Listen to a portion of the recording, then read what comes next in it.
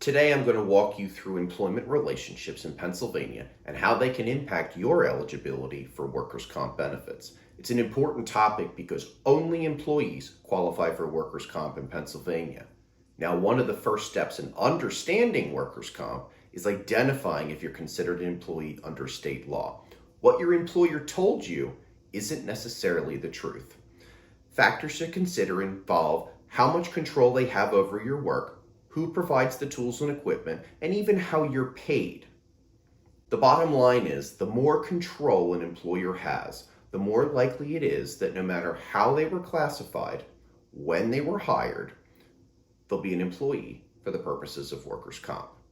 Now, for construction, pay close attention. The Construction Workplace Misclassification Act has been safeguarding the rights of those working in construction since 2011. It prevents companies in the construction industry from misclassifying employees as independent contractors and ensures only people who are actually operating a separate business and meet all 8 criteria in the Act are legally considered independent contractors. I'm going to link this fact sheet in the description and below. Another key concept is the statutory employer.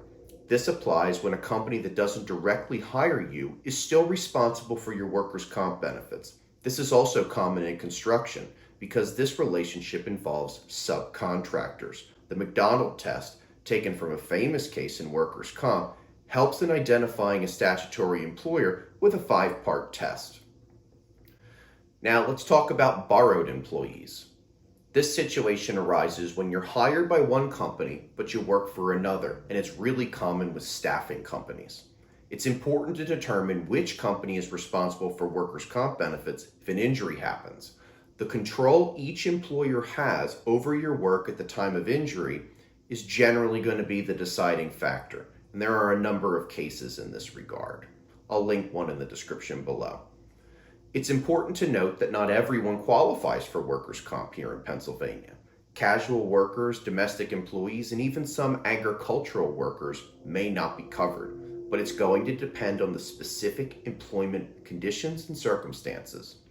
Now remember, while this video offers a starting point, seeking personalized advice from an experienced workers' comp lawyer is invaluable, especially following a workplace injury.